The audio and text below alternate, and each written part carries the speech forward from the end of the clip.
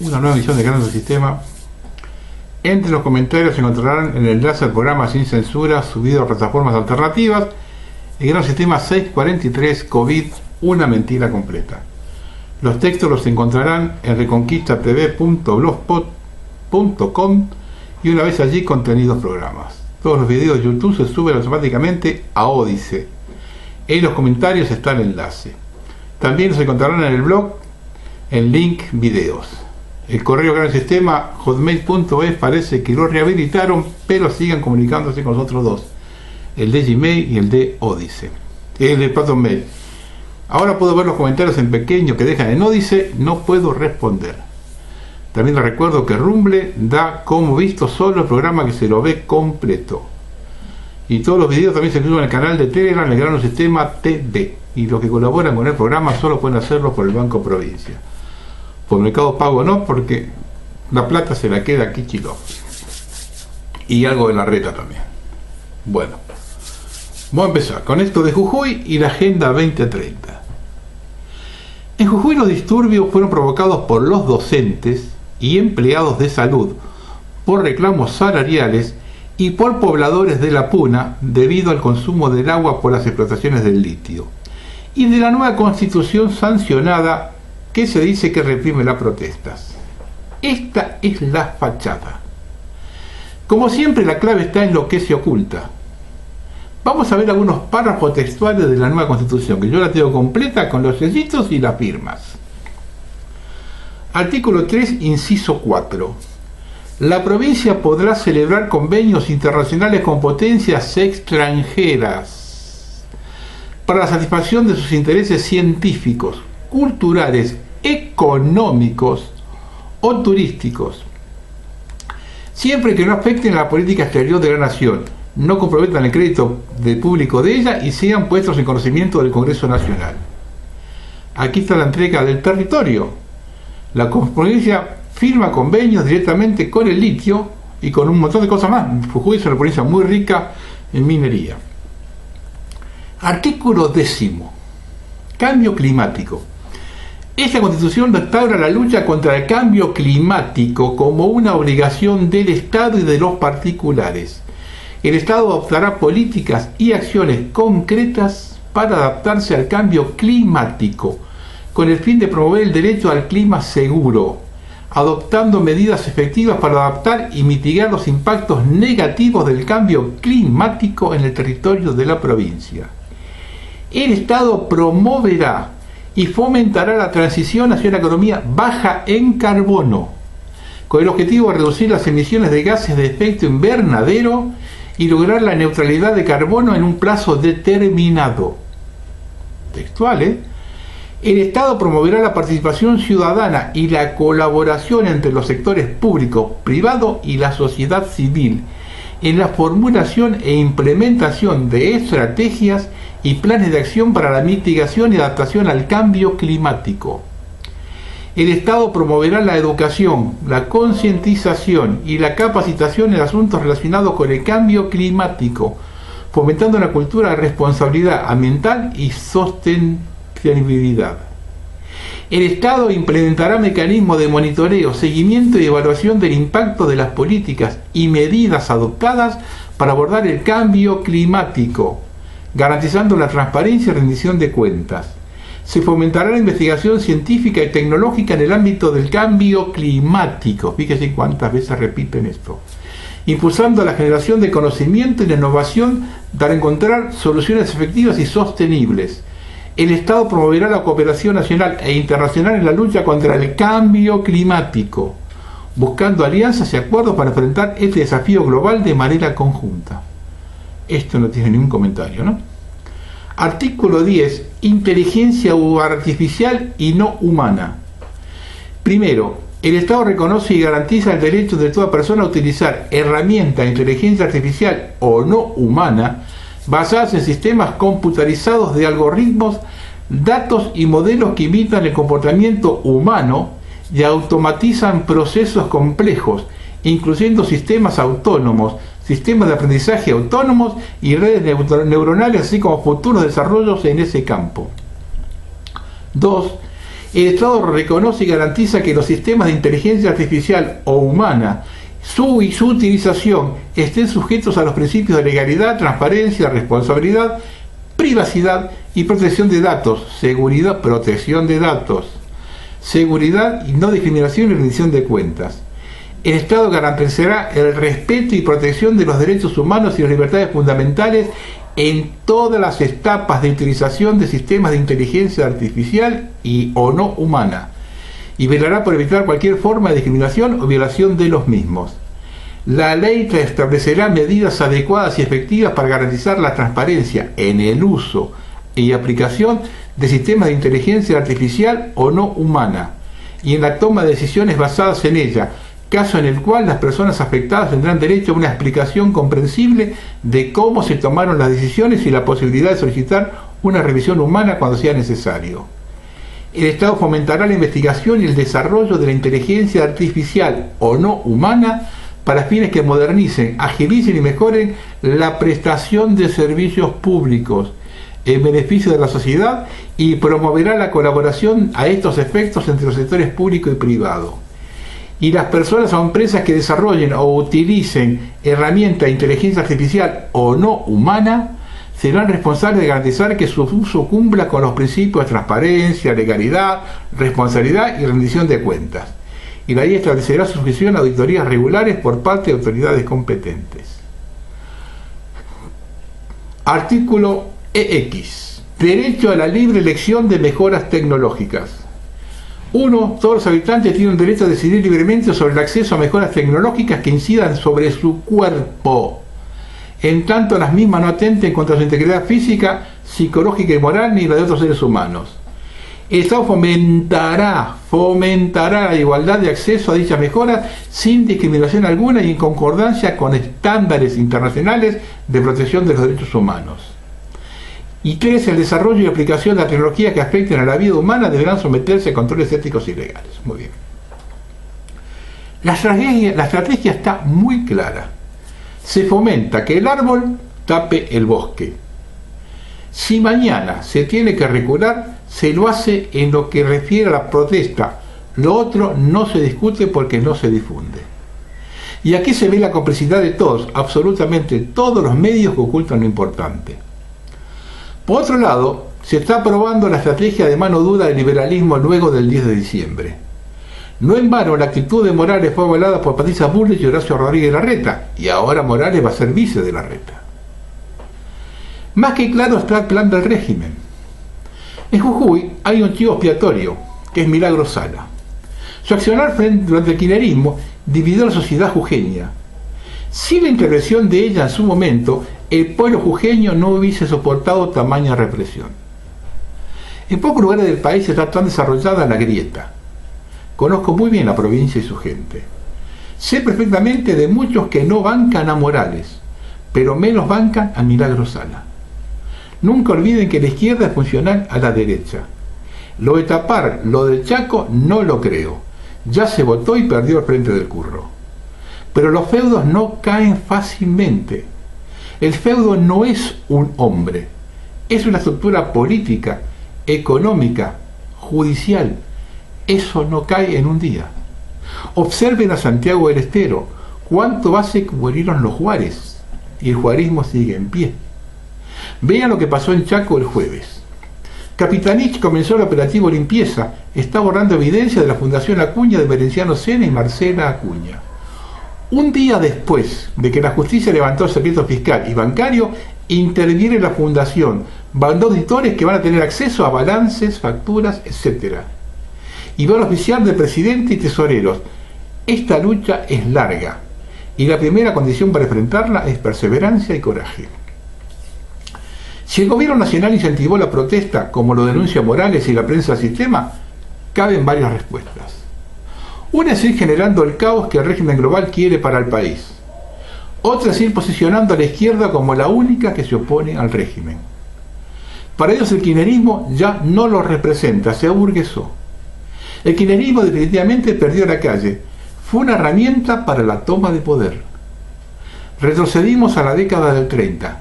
En un país con un nivel educativo y cultural más bajo de la historia, Llevar las masas a un enfrentamiento de clases es un juego de niños. Con la izquierda en poder de la calle está allanado el camino al nuevo orden mundial y la Agenda 2030. Como anécdota, pregunto, ¿qué manifestación no es infiltrada? ¿De un lado o del otro? Tanto del surdaje como de los servicios. En la democracia, el adversario es el enemigo a destruir. Hace años que vengo diciendo que el principal conflicto de origen está en el norte, pero una explosión así rebota en todas partes. Una organización mapuche emitió un manifiesto muy duro el viernes. De ahí traje esto, muy preocupante, y escuchen con atención. Que a 40 años de democracia sea el Estado represor, con reminiscencias de los años de dictadura, lo que prime para resolver los conflictos, nos obliga a interpelarnos como sociedad por elegir el camino de la violencia.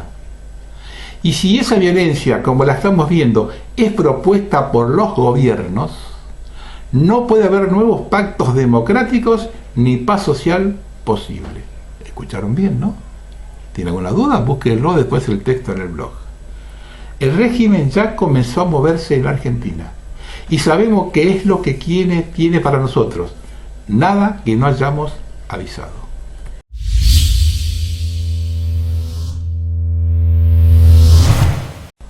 Esto me lo envía un oyente de Jujuy. Soy de Jujuy y quiero explicar un poco el conflicto que hay en mi provincia. Aquí hay dos problemáticas. La primera es el paro docente y las marchas que están reclamando por un sueldo digno, ya que tiene un sueldo básico que ronda algo de 32.000 pesos. Y la mayoría de la remuneración de los aumentos que se hacen es en negro.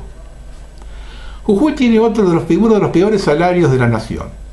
El gobierno no respeta las paritarias nacionales, que tienen un sueldo básico muy superior. Las supuestas paritarias a que convoca el gobierno no son paritarias. Son imposiciones que ya no van a negociar, sino imponer lo que ellos quieren y nada más. La marcha docente por un salario digno es apoyada por todo el pueblo. Morales quiere aumentar los sueldos por inflación, pero solo el básico que está en blanco, es decir, sobre 32.000 pesos. El segundo conflicto con los pueblos originarios, ya que dicen que con la nueva constitución se les saca derechos y le quieren expropiar las tierras. A la marcha docente se colgaron los impresentables de la izquierda y los parásitos kirchneristas, y que en lugar de apoyar pacíficamente van a armar problemas porque tienen sus intereses políticos, a lo cual perjudican una lucha justa con su basura partidaria. Es gracioso porque el gobierno provincial dice no tener plata para aumentarle a los docentes, pero durante la semana sumaron 20 cargos a la legislatura y al Poder Judicial. Y también empezaron a filtrar lo que cobran los funcionarios del gobierno, y nadie cobra menos de 1 millón de pesos. A cotación mía, tengo la lista de los parientes de Morales en el gobierno. Sigo con el oyente. Y para que no entiendan ni sepan, en Jujuy gobiernan un rejunte de radicales y peronistas. La oposición son peronistas que hasta hace poco estaban con el gobierno, pero con los radicales avasallaron sus curros políticos, se separaron y ahora son oposición, y también los impresentables de la izquierda, que como en todo el país son unos inútiles que no se les cae una idea de progreso. Todos los políticos jujeños son unos dinosaurios parásitos que solo velan por sus intereses y el de sus familias, ya que todos están atornillados en los cargos desde hace años y van saltando de cargo en cargo según el gobierno que esté de turno. Hasta aquí la nota del oyente. La policía de Morales dispara a los ojos como los carabineros de Chile, como la policía peruana, como los uniformados ecuatorianos. Si no nos damos cuenta que este es un plan cóndor de extractivismo y saqueo regional por el litio y cobre y demás minerales, estamos perdidos. Esto lo publicó Revista Crítica. Bill Gates desembarca en el mundo del litio en Argentina. Eso lo dijo todo Jujuy. Así nos ven de afuera los que no están con el sistema. Es interesante ver esta postura. Estallan protestas en la provincia de Jujuy, Argentina. El gobernador Morales busca aprobar una reforma que, entre otras medidas, busca expulsar a los pobladores que no tengan títulos de propiedad. El 90% de las comunidades no cuenta con la documentación. La provincia se encuentra en el disputado Triángulo del Litio de Sudamérica. CNT, que es COSMIC. Y la policía de Jujuy dispara a los ciudadanos desde los techos de los edificios públicos. Hay un herido grave que tiene una herida profunda en el cráneo producto de una posta de gas metálica. Bien.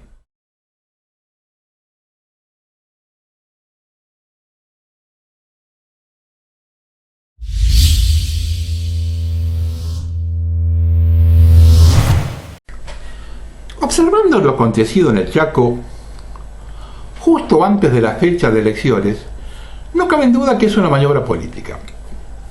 Y esto no tiene nada que ver con el calvario de Cecilia y el de sus padres, y que a los responsables hay que caerle con todo el peso de la ley, no hay dudas. Lo que quiero es referirme a lo que este régimen solo se potencia, lo que mueve el amperímetro de la política. Dos hechos similares pueden tener diferentes consecuencias conforme al momento que se producen, y esto es inadmisible. Y también habrá que esperar qué había detrás de este operativo mediático. Lo digo por cierta similitud con el caso María Soledad Morales en los 90 en Catamarca. Derrumbar un feudo. Algunos dirán, no está mal, correcto, pero si lo hacemos con mentira, no lo diferenciamos del régimen. Justamente la mentira es lo que protege ese sistema. Ya lo dijo Roca durante la Revolución Radical de 1890, cuando sacrificó a su propio cuñado, Juárez Celman, como presidente, con su famosa frase: que caiga el gobierno, pero no el régimen. En septiembre de 1990 fue asesinada en Catamarca María Soledad Morales. Y hay cosas que hay que aclararlas para entender el contexto de cómo se dieron los hechos. El arzobispado de Catamarca, por lo menos en aquella época, era de los más conservadores de la Argentina. De hecho, un obispo tenía más peso si había transitado parte de su carrera en él. Esto viene a colación porque María Soledad era alumna del Colegio del Carmen y San José, y una monja, Marta Peloni, fue quien organizó y encabezaba las marchas del silencio, que iban desde el colegio hacia la catedral sin un grito ni un bombo, pidiendo justicia, sumando más gente cada jueves por la tarde. Alrededor de 25.000 personas cada jueves por la tarde en una ciudad de 150.000 habitantes. Esas marchas tuvieron una repercusión nacional como nunca se había visto. No voy a hablar de los dos juicios y sus irregularidades, ni la catadura moral de los padres del principal acusado, Luis Luque, hijo del diputado nacional Ángel Luque. Tampoco de la impericia que mostró el gobierno provincial para manejar la situación. Quiero puntualizar algunos hechos muy particulares. Gobernador de la ciudad Ramón Saadi, de 42 años, hijo de uno de los últimos caudillos de la vieja política, Vicente Leónidas Saadi, que fue quien debatió con el canciller Dante Caputo en noviembre de 1984, cuando Alfonsín llamó a un plebiscito por el tema del Bigle. La postura de don Vicente en el debate tenía el tizne nacionalista de la primera presidencia de Perón. Los pueblos, en especial cuando se siente condicionado por la corrupción, quieren ver a los poderosos en problemas. En Catamarca, de 79 familiares de los Saadi, 78 ocupaban cargos oficiales. El diputado Miguel Marcoli, justicialista que luego integró el Frente Cívico y Social, fue quien lanzó la bola a rodar, que seguramente habían sido hijos de hombres con dinero que habían matado a María Soledad. Esto prendió entre la gente porque parecía confirmar el prejuicio casi generalizado que los ricos son malos. Ahora quedaba demostrado que los ricos también tienen hijos sexualmente perversos. Esto explica también el éxito de las marchas del silencio. Una población amargada pudo ventilar sus frustraciones, sentirse moralmente superior a los ricos, representar el bien marchando contra el mal. Una catarsis es así: de un estado depresivo sobreviene la euforia. El 19 de octubre el diario Sur titula "El silencio que puede derribar un feudo". Los estudiantes, en número de 2.000, concurrían a las marchas abandonando la actividad escolar los jueves 2 horas antes de terminar la jornada, a pocos meses de fin de curso y con la anuencia de las autoridades. Cuando las clases terminaron, el estudiantado dejó de ser el soporte de las marchas. La presencia de la iglesia en las marchas fue determinante. Como siempre, todo tiene dos aristas. Quien no está con los morales está contra ellos. Pero como Dios o la Virgen están con los morales, el resto cae por su propio peso. O se está con los morales o se está con los asesinos. Así cayó el gobierno, quien pasó a manos de la oposición. Una vez producido el hecho, la hermana Marta Peloni fue trasladada a Goya Corrientes. Aunque Catamarca está virtualmente intervenida, la hermana Peloni, la oposición y la doctora Safe seguían reclamando la intervención concreta y la renuncia del gobernador Saadi. Lentamente, en la medida que el cerco se cerraba sobre el saadismo y la opinión pública iba siendo convenientemente direccionada en el sentido esperado, el grupo político que marchaba tras su presa fue poniendo en juego piezas mayores para terminar de liquidar la cuestión de una vez por todas.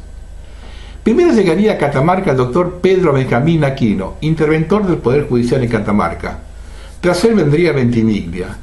Y por último, la pieza clave del riñón del grupo de Firmenich, Luis Prol. Sin eufemismo, el interventor federal llega a Catamarca para alinearse con la versión oficial de que su grupo había diseñado tiempo antes. Más tarde, el propio Aquino reconocería la instrucción bajada desde la intervención: Luque preso sí o sí. En un sintomático gesto de solidaridad, no con los padres de la chica fallecida, sino con quienes reclamaban que caiga el poder provincial, Prol y su esposa van a comer a la casa de los Morales. Antes, Rosa Cancio, esposa de Prol, había ido al aeropuerto catamarqueño a recibir a Ada Morales, que llegaba de Buenos Aires, para conducirla en su propio automóvil al cementerio. El solo hecho de optar por una parte significaba dar por sentado que existía otro de sentido contrario. En realidad existía un solo bando, el de la justicia. Prol declaraba en ese entonces al diario La Nación: Catamarca es el producto de un sistema de complicidades equivalente al de una sociedad mafiosa. Como interventor federal, el presidente Menem designó al cordobés Luis Prol, quien casualmente se desempeñaba como secretario de Minería. Un ex montonero que había sido detenido durante la dictadura, cuyo padre escribano logró su liberación, y sus ex compañeros lo describían por entonces como un socialista que se convirtió en un liberal ortodoxo. Murió tempranamente de cáncer, dejando no obstante una fortuna para su familia. Detallando que era primo de Daniel Montamat, el último presidente de YPF durante el gobierno de Alfonsín, y ostensible lobista de los intereses petroleros y mineros. Apuntando que luego de 3 lustros de relación con el Estado, como preso de la dictadura, ministro provincial de Economía en Formosa e integrante del equipo de Herman González, Prol reunió el dinero suficiente para mudarse al suntuoso piso de Carlos Grosso en la calle Arroyo. El diputado provincial Rubén Ceballos, al presentar en el año 2015 un proyecto de ley para indemnizar a los empleados públicos despedidos masivamente por el interventor Prol, hace una semblanza de esa corta intervención que duró hasta fines de 1991. Afirmando que Prol dividió el peronismo y trabajó para que la elección de las nuevas autoridades en diciembre de ese año se impusiera al Frente Cívico y Social, liderado por la UCR y el Clan Castillo, entregando así a fines del 91 la gobernación en manos de Arnoldo Castillo, el eterno rival de los Saadis. Castillo, quien durante la dictadura militar del general Lanusse se había desempeñado como interventor en la intendencia en la capital provincial, y durante la dictadura del general Videla como interventor federal de la provincia.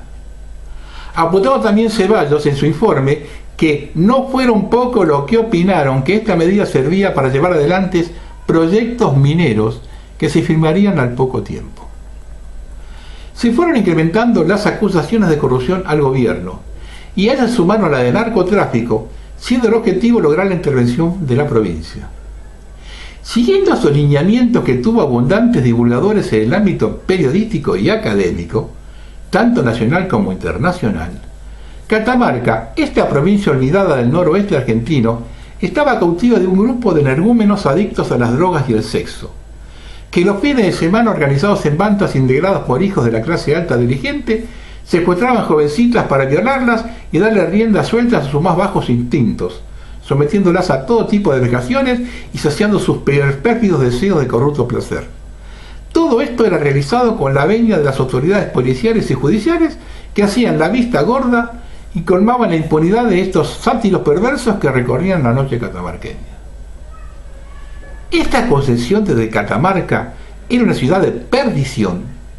Contrasta mucho con la imagen de una pequeña ciudad conservadora y ultracatólica que describían cuando la visitaban antes estos mismos comunicadores.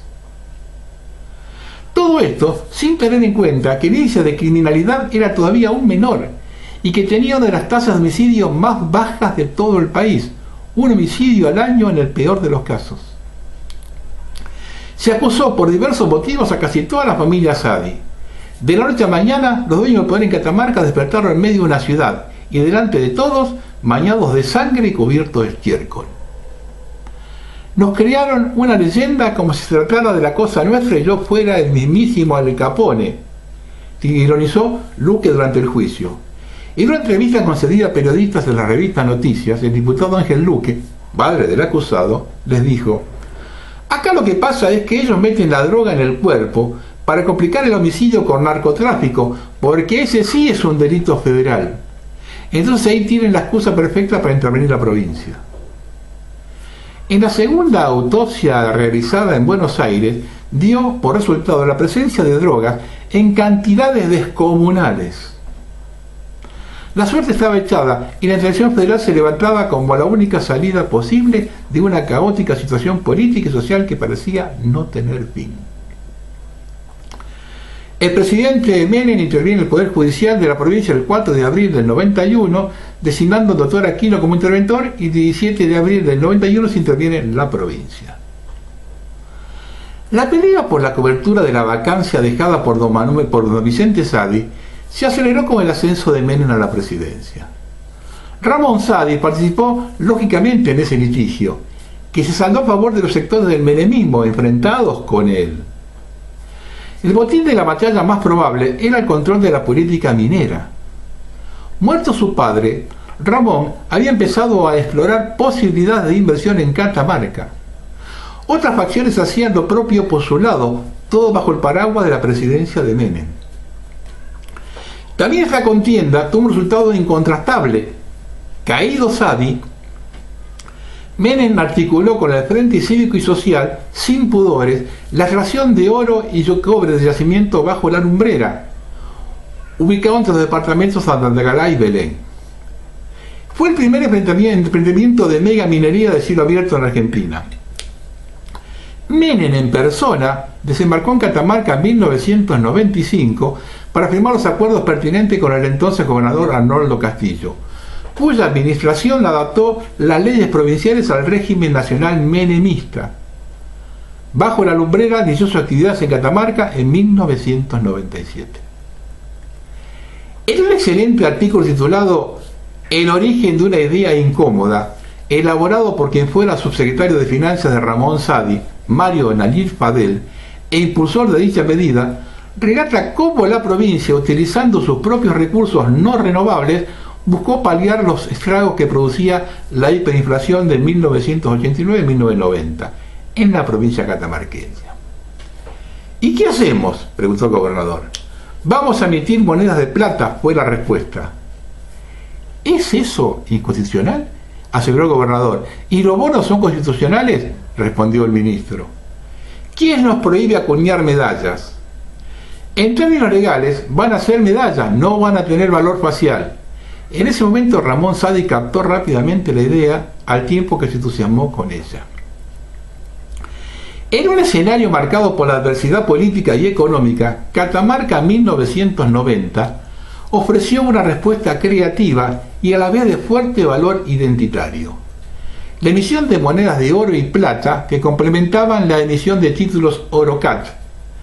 Estas pequeñas piezas de metal no solo constituyeron una respuesta original a la crisis de entonces, sino que también acuerda con la Constitución Nacional que impide a los gobiernos locales acuñar moneda, y esa facultad recae exclusivamente en el Congreso. Ante esta cuestión normativa, se crearon mediante una ley provincial las llamadas piezas alegóricas. No tenían valor nominal y cada una de ellas poseía un sentido representativo de la cultura catamarqueña. De esta manera combinaban las particularidades de la moneda con las de la medalla, sin ser estrictamente ninguna de ellas. La primera versión de estas piezas fue presentada por el propio gobernador en agosto de 1990 y adquirió el nombre de Esquiú. En aquella ocasión se emitieron 100.000 unidades de plata y apenas 100 de oro.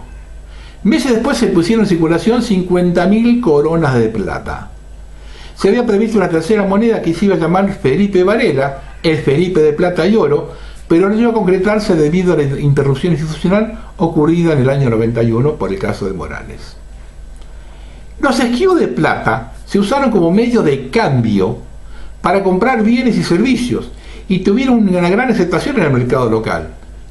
Las monedas de oro, en cambio, no fueron realizadas para la circulación masiva, sino que apuntaban a fortalecer el valor numismático de las piezas, tal como se puede verificar en el tratamiento que hasta el día de hoy tienen en el mundo de las colecciones, los coleccionistas de monedas. El rescate oficial se produjo a fines de 1993. Una vez don Vicente Saadi expresó: péguenle al chancho y sabrán quién es el dueño. A Cataloaca le intervinieron el embajador de Estados Unidos y Carlos Menem por la defensa del patrimonio más valioso que tiene la provincia. Después todos conocemos la historia de frustración del pueblo catamarqueño. Se enriquecieron las empresas mineras, funcionarios nacionales y provinciales. Se hicieron estadios, obras faraónicas, empresas constructoras e intendentes enriquecidos. Un Estado provincial agigantado en sus estructuras burocráticas. Las economías regionales productivas del interior provincial fueron vaciadas. Esta es la experiencia real. No vimos ni conocemos que ningún legislador nacional, ningún presidente, incluidos los revolucionarios de Néstor y Cristina, derogaron las leyes pro empresas mineras del menemismo. Esto no justifica ninguna acción violenta de nadie, pero quienes conocemos de qué manera don Vicente Saadi y Abelardo Ramos defendieron la entrega de Farallón Negro, sabemos lo que significó la intervención federal al gobierno democrático de Ramón Saadi. Tampoco vimos que nadie se expresara por los 12 millones de dólares que sin ninguna transparencia negoció el yacimiento minero de la Lumbrera por el alquiler de la estructura debajo de la Lumbrera a Agua Rica. En fin, cuando seamos serios en la conformación de funcionarios de las estructuras del Estado catamarqueño, cuando establezcamos con leyes provinciales y nacionales que aseguren el destino de la explotación minera, la educación, el crecimiento económico productivo de los pueblos, recién ahí el ciudadano común, el cotidiano, tomará conciencia y sabrá asumir sus responsabilidades para contribuir a la explotación de un buen clima social de minería. No es un tema únicamente de ciencia social, sino de honestidad política y moral en cumplimiento de su deber de quienes son designados para legalizar y legitimar la explotación minera con el solo fin de hacer de Catamarca una provincia grande y un pueblo feliz. Desde el Frente Cívico y Social hasta el presente, familiares directos de quienes gobernaron y gobiernan la provincia cubren los cargos de las organizaciones que administran los fondos mineros del pueblo catamarqueño. ¿Es casualidad o son intereses familiares y amigos de quienes detentan el poder político?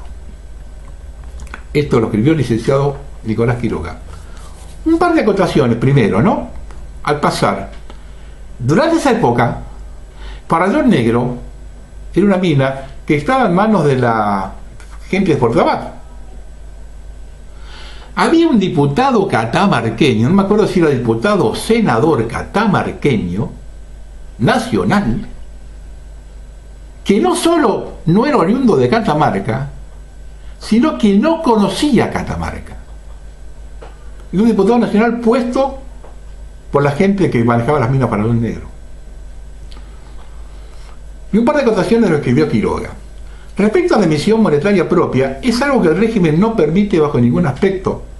De hecho, cuando sube Nefastor en 2003, el primer crédito global fue para sacar todas las cuasi monedas que se habían emitido para paliar la crisis del 2001.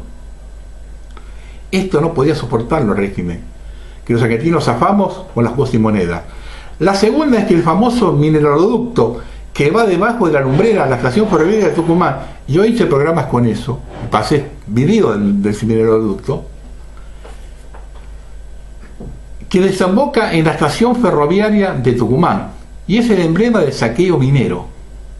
Solo se declara el oro que ellos quieren declarar. Se carga todo el barro en contenedores y de allí al puerto de Rosario rumbo a Europa en ferrocarril, y en Europa se lo analiza. Y ahí hay varios minerales, por ejemplo las tierras raras, más valiosos que el oro, que se lo llevan gratis. ¿Se dan cuenta una vez más de las elecciones de la historia? Ya veremos en unos años en qué derivó lo del Chaco con la muerte de Cecilia y lo que está pasando en Jujuy. El último detalle, la mina lumbrera en Catamarca paga regalías en la Universidad de Tucumán. En Argentina tiene esas cosas. Y la democracia es una fiesta. Todas las semanas se vota en algún lado para beneficio exclusivo de la clase dirigente, que acomoda la fecha de las elecciones según su propio interés y de los intereses de sus cómplices. Y si de Tucumán hablamos, y de democracia hablamos, escuchen. Fraude en Tucumán, algo que no es novedad claramente. Sí, ya sé que me van a decir que es todos los años, todas las elecciones lo mismo y bla, bla, bla, pero bueno, la verdad que este año se fueron al pasto porque fue bastante más alevoso que otros años. Algo que llamó la atención de todo el mundo en Tucumán fue que a las 4 o 5 de la mañana, en plena calle 24 de septiembre del 700, pleno centro de Tucumán, arriba del Banco Macro, en una oficina del esposo de una funcionaria pública del peronismo, obviamente, de Tucumán, llegó una cantidad de gente y de autos impresionante, donde la gente llegaba con las manos vacías y se iba con bolsos, cajas, bolsas, etcétera, que por lo visto eran el dinero para pagar todas las pseudo votaciones del peronismo. Vamos a ver las imágenes filmadas por la Municipalidad de San Miguel de Tucumán, ¿no? Esto sucedía a las 5 de la mañana, plena veda electoral. Gente entrando y saliendo a una oficina arriba del Banco Macro, que a todo esto, para los que no saben, el Banco Macro es el que absorbió al Banco del Tucumán y es uno de los principales bancos a través de los cuales se mueven los fondos de la provincia. El intendente capitalino Germán Alfaro hizo la denuncia ante la justicia electoral, donde afirma que varias de esas unidades de donde salía la gente pertenecen al Banco Macro, que son administradas por una fiduciaria cuyo titular es Salas Martín Miguel, quien es ex marido de Carolina Vargas Aynaz, una de las principales funcionarias del peronismo en Tucumán, que está hace años robando en la política. Como para completar todo este circo y vean que la ruedita termina, les voy a mostrar un video de un ciudadano denunciando una casa, uno de estos lugares donde supuestamente se pagaba el dinero y a su vez cómo después la justicia electoral de Tucumán lo manda que haga la denuncia el martes, que no pasa nada. 200 a 80 metros del lugar de votación, acá a la derecha, está estacionado un auto que dice CC, que es de Cacho Cortalesi. Acá a la izquierda, a la derecha también hay otro auto estacionado CC Cacho Cortalesi, ¿sí? Y acá a la izquierda, Juan Veterán, entre el 200 y el 300 van a ver un lugar donde baja la gente que acaba de votar en la escuela del lado, que acá hay un centro importante, donde baja la gente y viene a retirar el pago, ¿sí? El pago del voto, ni más ni menos. Es Juan Veterán, una casa roja, al lado de la placita, más fácil, imposible. Bien.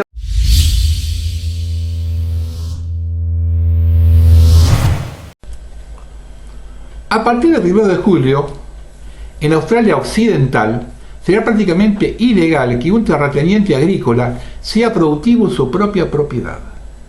No podrá trabajar sin la aprobación previa de un comité no electo, seleccionado por origen racial y aborigen. Este comité no está obligado a revelar al propietario de la tierra lo que es potencialmente sagrado, aunque esto puede impedir que se realicen trabajos básicos, como erigir una cerca. Sin aprobación previa, con la amenaza de multas exorbitantes en casos de incumplimiento. Y finalmente una encuesta cultural costará al menos $5.000 y esto es lo que estos burócratas van a ganar solo por realizarla. Esto publicó vía Counter Intelligence Global. Atento a los mapuches. Australia le dio la facultad de permitir o no la explotación agrícola de las tierras de sus propietarios, siempre que no interfiera con su sacralidad. Preguntárselo cuesta $5.000. Claro que al sistema le sirve funcionalmente hambriar a los agricultores y ganaderos a la vez que incentiva el odio con los aborígenes. Violencia transversal pura.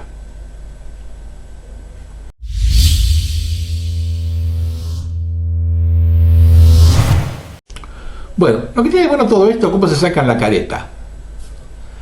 Embate a la producción, amplio rechazo del campo a una ley provincial que prohibió el glifosato.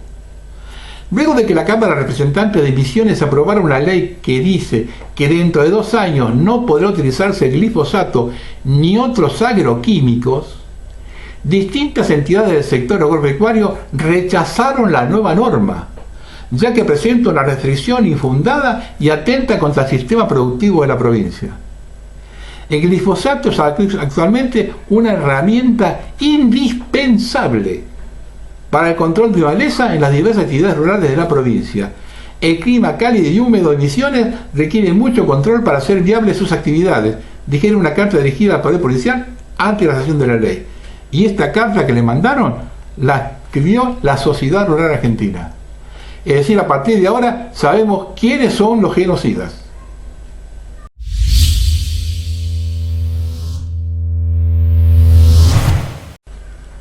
Y más colonia que nunca. La compañía británica Leo Labs instalaron antena radar con función militar en Tierra del Fuego. Durante la Argentina National Space Days, en la Embajada Argentina de Estados Unidos, Daniel Sepperlein, CEO de Leo Labs, anunció su inversión en Tierra del Fuego en radares destinados a monitorear la actividad satelital. Asegura que el sensor de gran alcance que se ha instalado en Tierra del Fuego sirve para detectar satélites, misiles en órbitas espaciales bajas y podría proveer información al sistema de inteligencia artificial del Departamento de Defensa de Estados Unidos. En un posible conflicto global con intercambio nuclear entre las potencias sería un objetivo militar de primer orden. Los chinos con el puerto y los yanquis con el radar en el medio de los ingleses, como siempre. Y nosotros los boludos, como siempre. Y nuestros gobernantes, los cipayos, como siempre.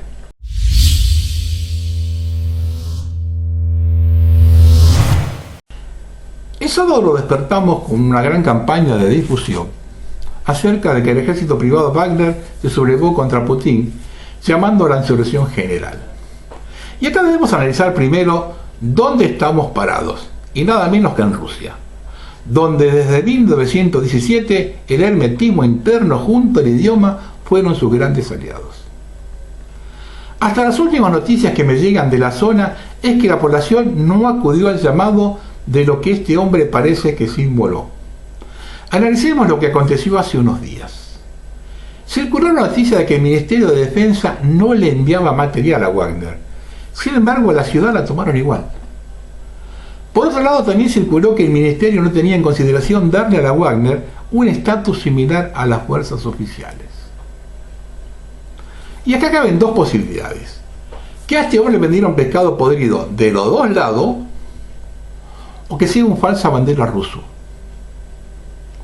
Si la OTAN le vendió el pescado, lo sabremos en poco tiempo, ya que no tiene fuerza suficiente para enfrentarse a las tropas oficiales, menos aún si la gente no sale a la calle.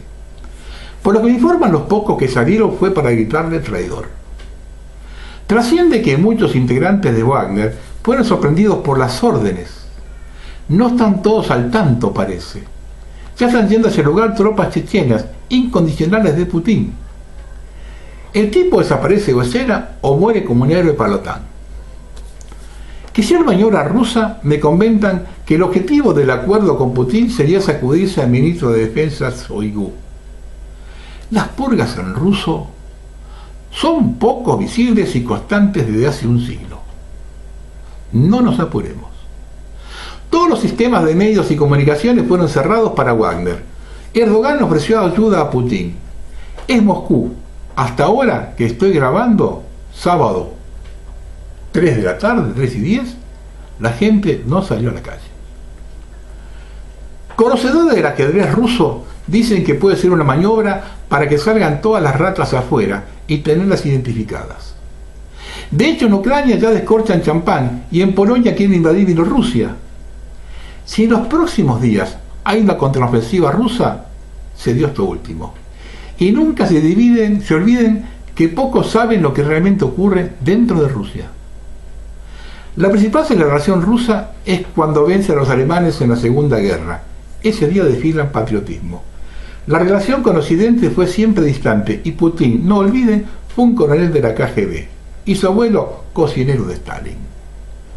Muchos rusos ven esta cruzada contra Ucrania como una nueva liberación. Ucrania recibió a las tropas alemanas con algarabía y de acuerdo estaba el Holodomor detrás. Pero todo tiene que ver con todo.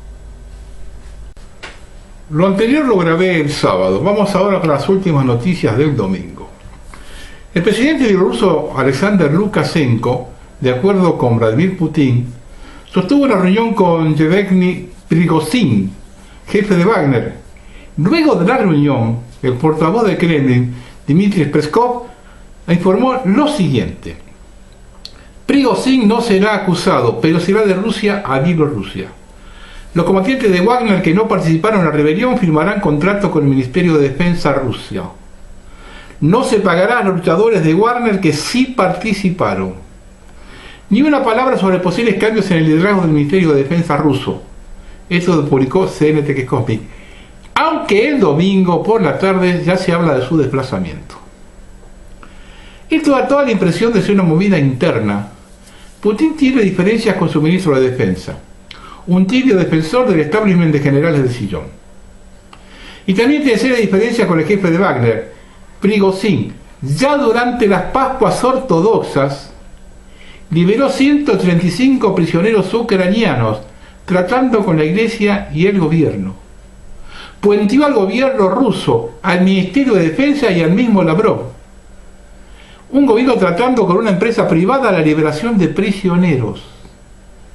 Otra de Prigozhin fue durante la campaña de Artemovsk, cuando decía de frenar la ofensiva porque Moscú no le enviaba municiones, y resultó que armó una carnicería en toda regla y devastó la ciudad. Se sabía que Prigozhin invirtió fuertemente en una corporación del Reino Unido bajo inversiones y compañías subsidiarias y estaba conectado con BlackRock y la compañía Fortune 500, conectada con el Comité de los 300, que estaban ayudando a canalizar dinero a Prigozhin en operaciones de lavado de dinero. El grupo Wagner estaba obteniendo inteligencia de Inglaterra por Intel y el MI6 y la CIA.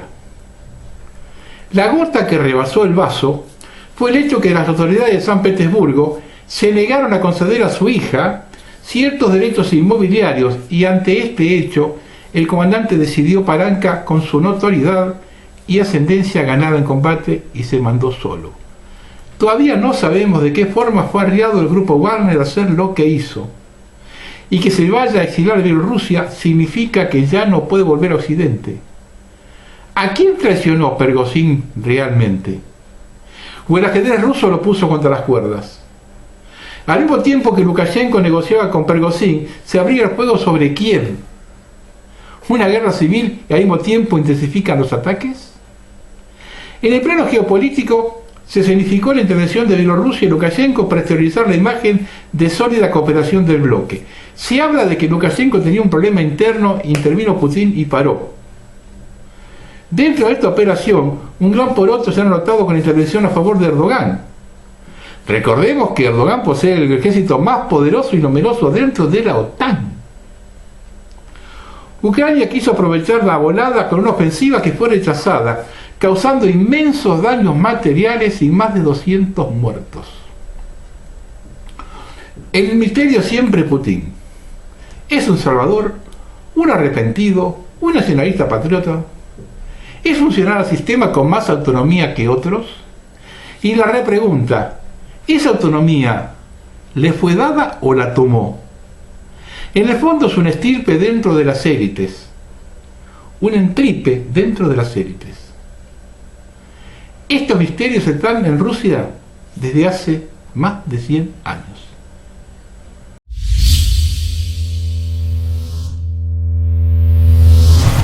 Una cosita que quiero agregar, chiquitita, eso del submarino, el famoso submarino Titán, que se hundió buscando los restos del Titanic. Esto publicó CNT Cosmic, porque esto me llegó también hoy domingo a mediodía. ¿La desaparición del submarino fue una falsa bandera para tapar algo? El Titán no estaba registrado como embarcación en Estados Unidos, ni estaba en el radar de las agencias internacionales que regulan la seguridad. El sumergible tampoco fue clasificado nunca por un grupo industrial responsable de establecer estándares en la construcción marítima. Algo acá no cuadra. Tardaremos 100 años en saberlo. Como con el Titanic, tardamos 100 años en saber que ahí iban tres integrantes que iban a hacer iban a estar en contra de la formación de la Reserva Federal.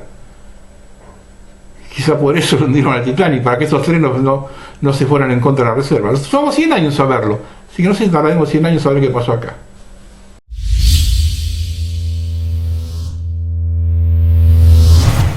Pero vamos a ver algunas cositas de esta guerra interminable. Ucrania ordenó la movilización general, que las pérdidas de vidas no eran muchas entonces. Sus amos les ordenan encaminarse a la masacre final. Hasta el élite de Kiev se debe inmolar.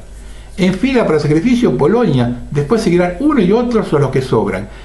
El reclutamiento en Ucrania es terrorífico, ¿eh? Que no se lista lo van a sacar y lo van a llevar. El ejército francés le dijo al periódico Le Monde que el 40% de las fuerzas armadas ucranianas entrenadas en el país báltico y trabajando con instructores murió. También se informó que 2.000 ucranianos fueron entrenados para el combate en Francia. Y la humillación de Macron continúa en África. Las fuerzas armadas chadianas arrestan a soldados franceses que actúan sin autorización en la frontera con Sudán. Una papelón para Francia.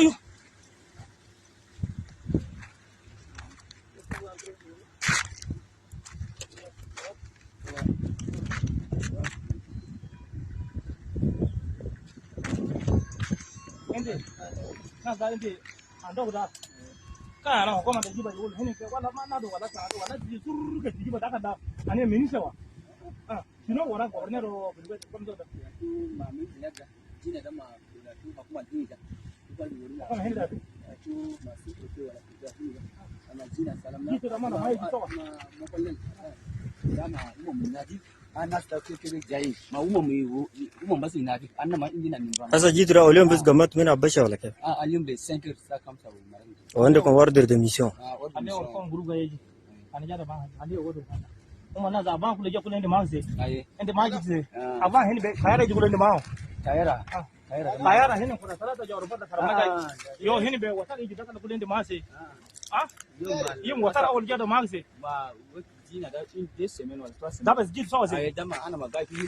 وجينا تنين انت ارجع جيتو ده جيتو ده انت ما شارين ما سكرنا بشه وكجي ده انت ما تجي ده انا ما سينا جروب تنين انا ما قاعدين في اوبتال دول في جاندرميري دول هم شنو بدي هدي معنا شنو الاول لما هم جو عليه شو ايروبور مش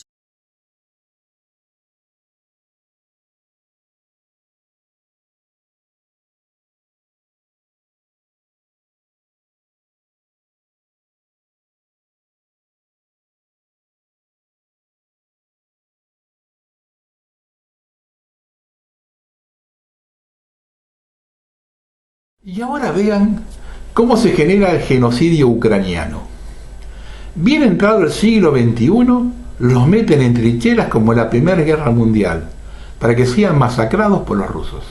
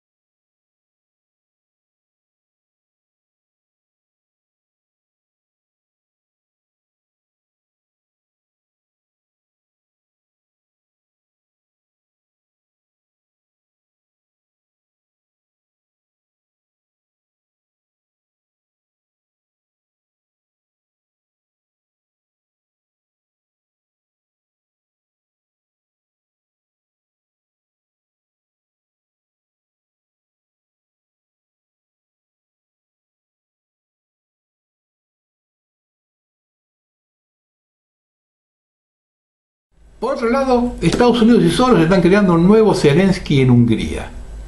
La denuncia de algunos periodistas y analistas políticos húngaros, según Christoph Trombitas y Daniel Dick, la empresa galardonada de Soros y la Embajada de Norteamérica en Hungría están creando e impulsando un Zelensky local, también actor. Este es Erwin Nagy. Nagy, que ha aparecido en algunas películas y series de televisión, ya ha participado en reuniones oficiales con el embajador de Washington y últimamente ha sido una presencia habitual en todos los medios liberales, incluso el parlamentario de Fidesz, movimiento de Orbán, István Boldog, describe en su perfil de Facebook: aquí está la visión magiar de Zelensky. Nadie hasta ahora no ha anunciado su salida al campo. Van a armar quilombo por todos lados,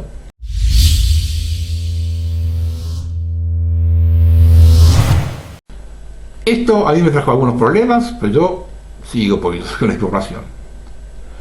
La palabra de que las autoridades suecas y los medios de comunicación utilizan para las zonas prohibidas para los no musulmanes y en las que se aconseja a los ciudadanos no transitar es utenforskap.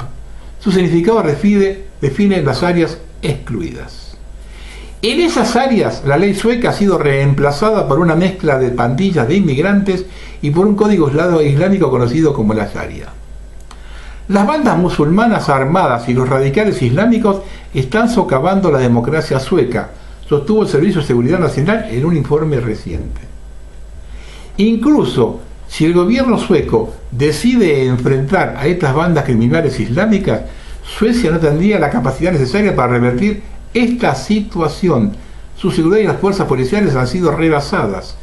El 70% de los agentes del orden del país están considerando dejar sus empleos, en el que se configura una clara señal de que las fuerzas policiales están completamente desmoralizadas. Los militares en este país tradicionalmente pacifista se reducen a casi nada, y no hay dinero para arreglar semejante problema, declaró Johan Patrick Engelau.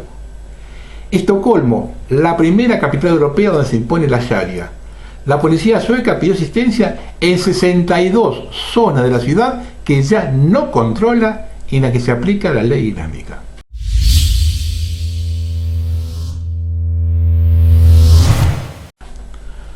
Esto publicó Ejército Remanente. Comienza la bajada de línea. Las Naciones Unidas han ordenado a los bancos de todo el mundo que comiencen a emitir identificaciones digitales obligatorias para todos los clientes y rechacen el servicio de cualquier persona que se considere incumplidora o incluida en la lista negra de la organización globalista. El plan se describe en 3 nuevos resúmenes de políticas de la ONU titulados Un pacto digital global, reformas a la arquitectura financiera internacional y el futuro de la gobernanza del espacio exterior. El objetivo de los informes es promover la visión para el futuro del secretario general de la ONU, Antonio Guterres, y el plan de Klaus Schwab para un gran inicio en el año 2030, titulado Nuestra Agenda Común. El plan draconiano de Guterres debería recibir luz verde en septiembre de 2024, durante un evento denominado la Cumbre para el Futuro. Se supone que debe armonizarse con la Agenda 2030 para el Desarrollo Sostenible.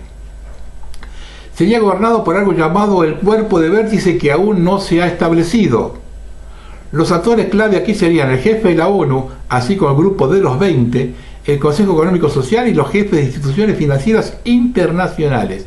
Dentro de esto, la ONU ve visiones de un pacto mundial digital.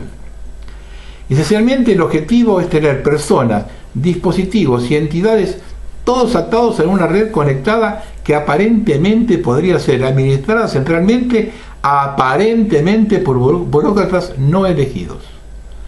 Cuando quienes planifican este plan futuro se preocupan por cualquier impacto negativo, nunca ven que afecte potencialmente a todos, sino solo a la sociedad civil o grupos seleccionados excluidos de los beneficios sociales. Mientras tanto, el foro de Davos acaba de asociarse como una empresa biométrica y líder para avanzar en su propia agenda para digitalizar la humanidad. Esto avanza sí o sí, y acá seguimos mirando, porque no solamente acá, en todo el mundo, mirando por cualquier lado.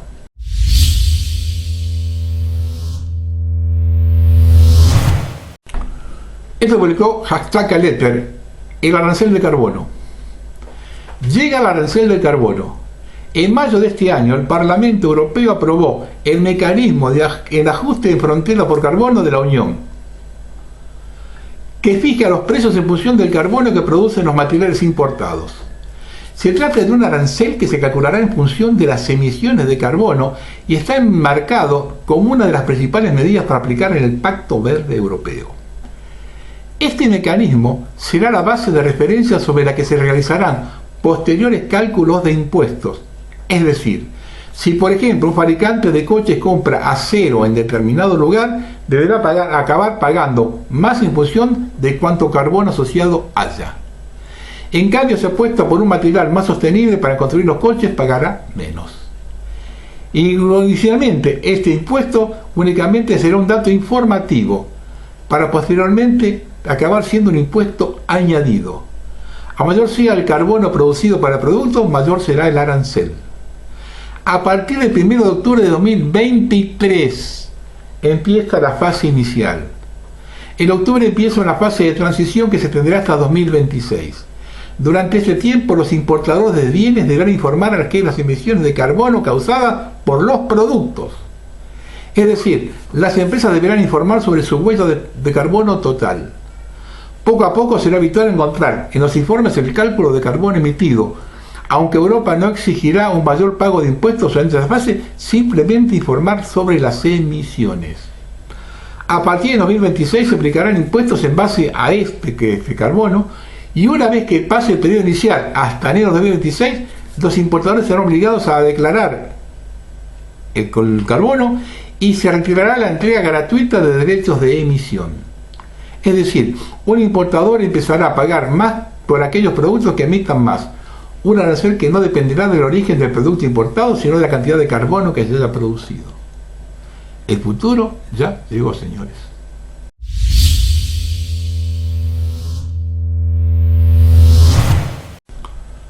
Solos entramos al corral.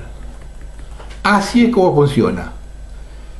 Primero, chantaje, o tu bolso o tu vida. Segundo, privación. Después de darle las llaves de tu vida, también te quitarán el monedero. Como ves, el chantaje consiste en condicionar el uso de bienes y servicios a la que sabemos renunciar para aceptar la prisión digital.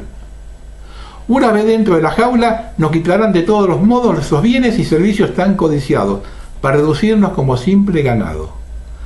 Para encender su automóvil en China, debe escanear un código QR con la aplicación. Por ley se requiere reconocimiento facial y verificación de identidad y número de teléfono para acceder a los vehículos. Si no se identifica ante las autoridades, su automóvil quedará bloqueado. Ahora van a ver el video. Esto es para aquellos que dicen, no tengo nada que ocultar.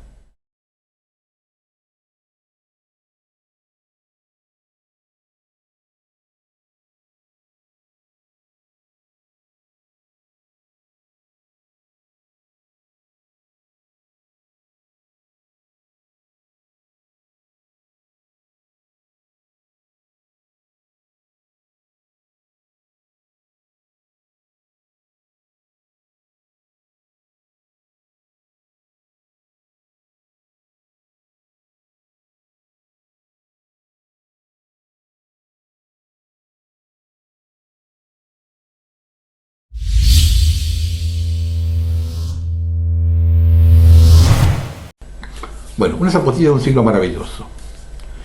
El 98% del tráfico de Internet va por el fondo marino.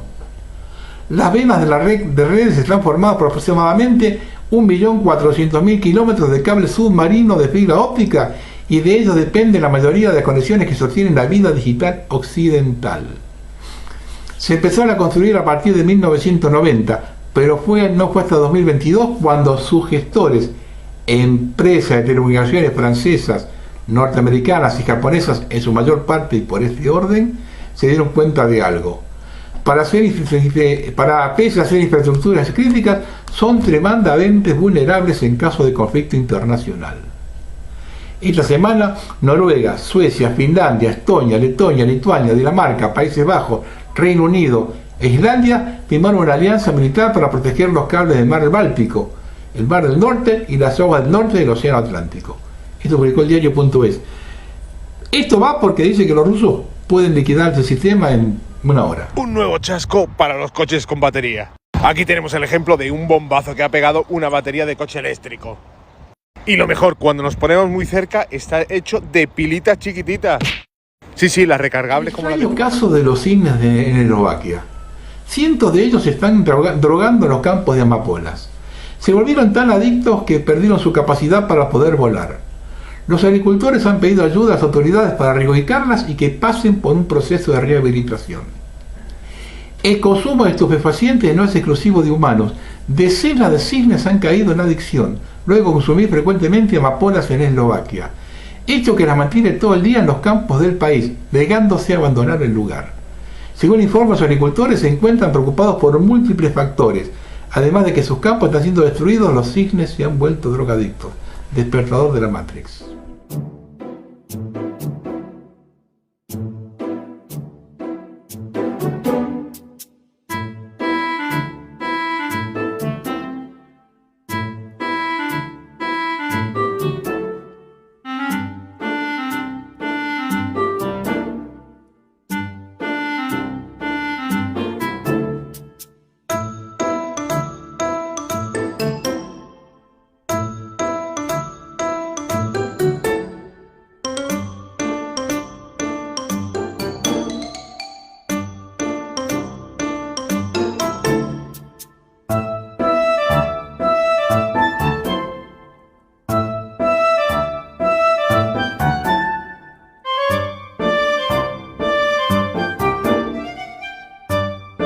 Las cucarachas barren Nevada y las langostas están barriendo los estados del sur y huracanes en los estados del norte.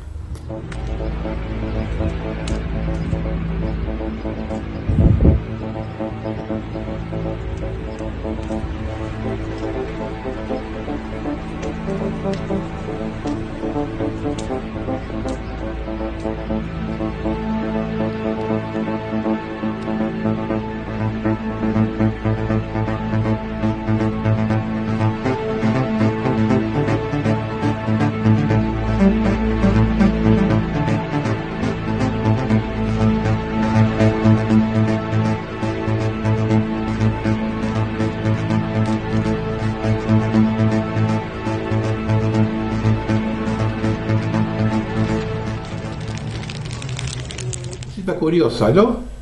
Las compañías israelíes venden el 5G, pero ellos no desarrollan la red. Esto publicó Historias de Israel. Los celebran sin darse cuenta de la magnitud del hecho, y esto es lo que quieren imponer en todo el planeta.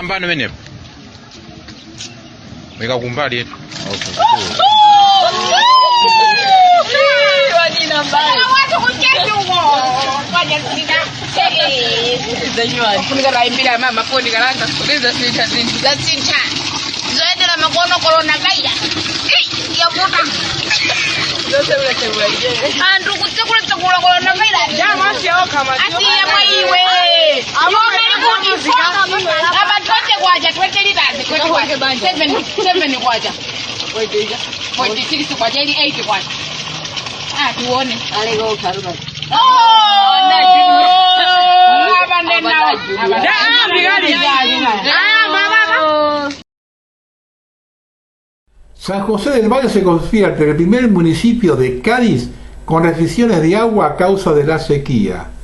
El suministro se cortará de 20 a 6 por la situación en que se encuentra el manantial de Tempul. Esto publicó Diario de Cádiz. Catamarca, La Rioja, San Juan, Santiago del Estero y Formosa firmaron acuerdos para privatizar el manejo de las aguas a través de un plan maestro de aguas con la empresa estatal de aguas de Israel, Mekorot. Esto a prima fase puede ser el comienzo de la restricción de agua para el consumo de la gente, privilegiando la actividad extractiva. Es muy probable que le saquen agua a la gente para mandársela a las mineras. ¿Tiene alguna duda de cómo se maneja Mekorot con el agua? Pregúntenle a los palestinos. No sabemos si esto es verdad, si tiene alguna información al respecto. ¿Están inyectando algo en los alimentos? Este video es de Grecia, grabado en 3 establecimientos diferentes y también reportan lo mismo en Holanda. Esto publicó Holanda.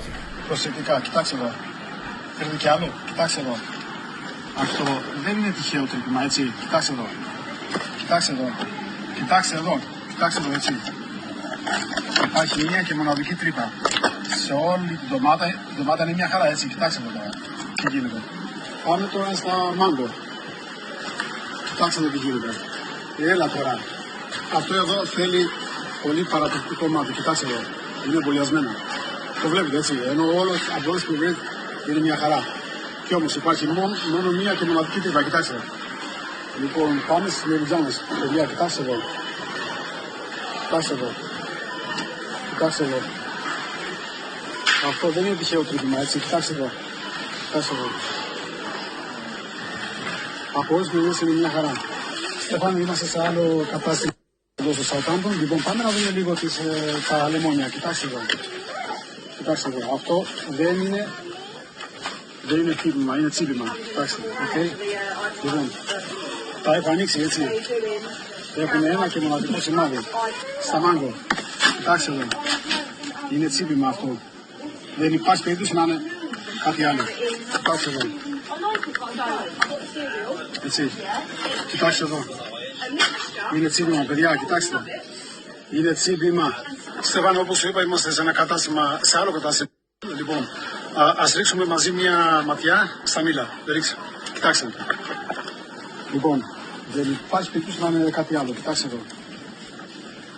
Οκ. Είναι τρίπημα αυτό, παιδιά, ναι. Είναι τσίπημα. Εντάξει. Ενώ μια χαρά είναι το μήλο γύρω-γύρω. Μόνο εδώ υπάρχει μια τρύπα. Να το φίλε. Εντάξει, και να μην κάνω λίγο. Δεν σε παρακαλώ.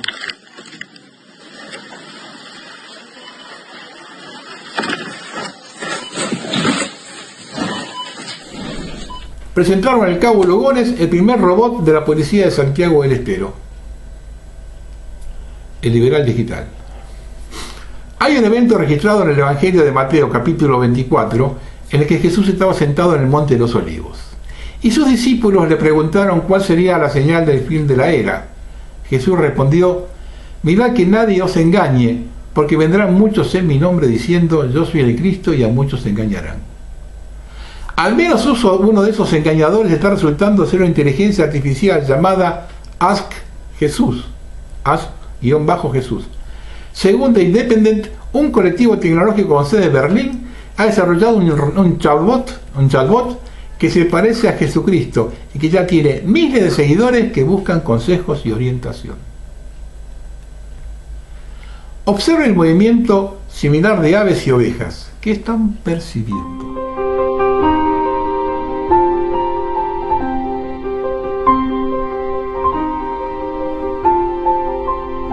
El último. Para los que dicen que los chemtrails son estelas de condensación, ¿me explican cómo de golpe se termina la condensación?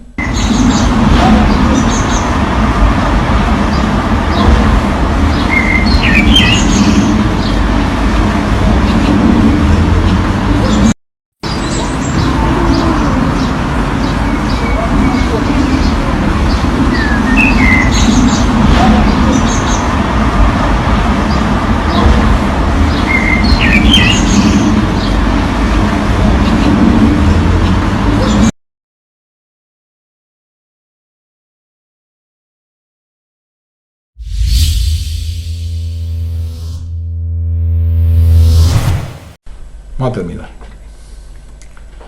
Morales llevó el caos a la provincia porque creó un feudo. Se mueve como un señor feudal y quiere tener un salvoconducto porque metió presa a Milagro Salas, repudiada por la mayoría de los jujeños. Un señor feudal que se cree dueño de la provincia. Le dio a su hijo el monopolio de la marihuana, tiene 40 familiares trabajando en el gobierno y su esposa en el directorio de YPF.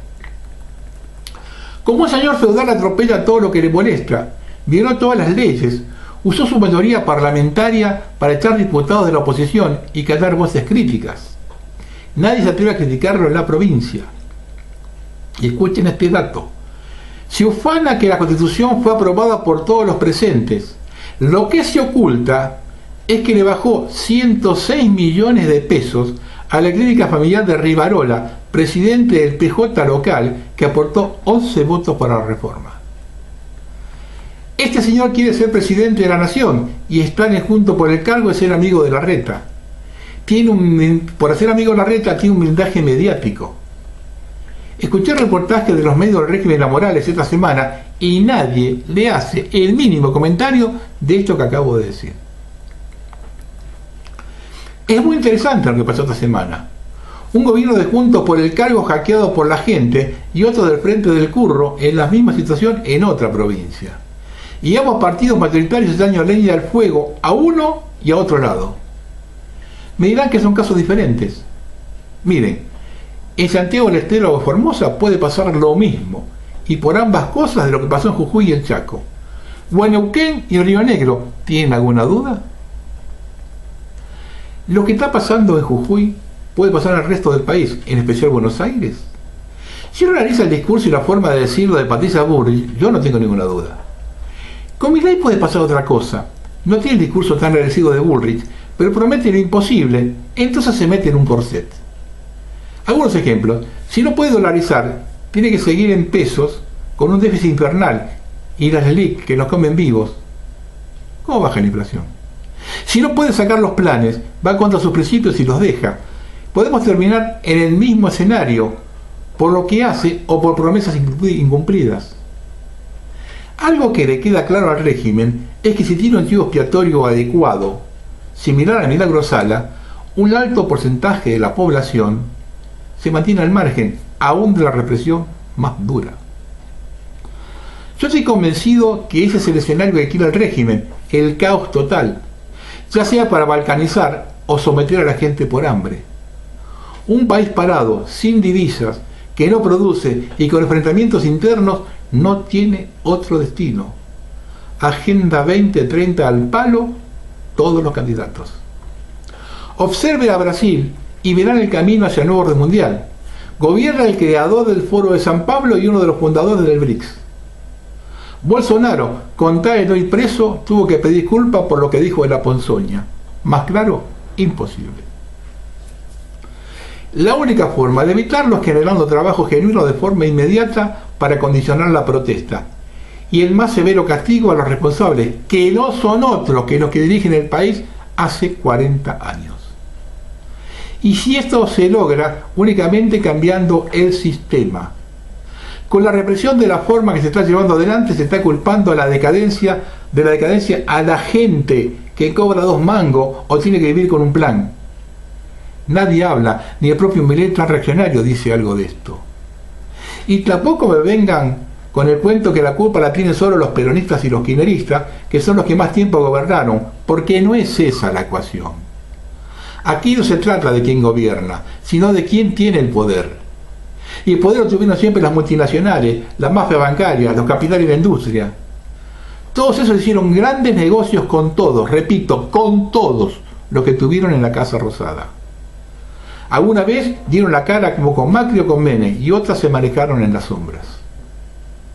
Ahora, si se quieren hacer los boludos y echar la culpa a los cipayos que hace 47 años vienen arruinando el país y hacérselas pagar a un pueblo que llevaron a la pobreza y a la miseria, esto termina en un gran quilombo cuyo desenlace es la desaparición de la Argentina o el escarmiento de la clase dirigente de una buena vez. Buenas noches.